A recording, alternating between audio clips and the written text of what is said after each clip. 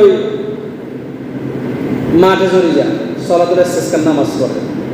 আবার কিছু কিছু হুজুর জেলের মধ্যেও বন্ধু, গাছের নিচে কাড়ি উপর দিয়ে ফানে দিলে ফল ধরবো নি।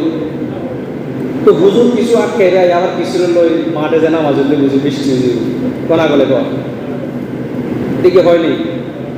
যাই হোক, আলহামদুলিল্লাহ,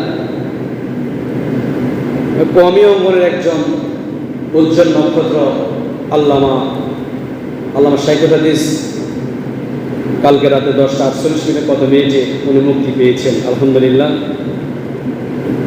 এভাবে করে আমরা চাই বাংলাদেশের যত আলেম আছে নিরপরাধ সকলে যদি মুক্তি পেয়ে যায়, তাহলে আশা করা যায় এদেশের মধ্যে রহমত কিছু আশা করা যায়।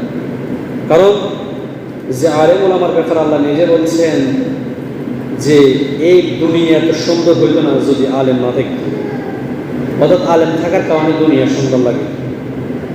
তো যে আল্লাহ এমন করে সাজালেন তারা আজকে নির্যাতিত হচ্ছে, আল্লাহ তাদেরকে হেফাজত করো, আমিন গণ।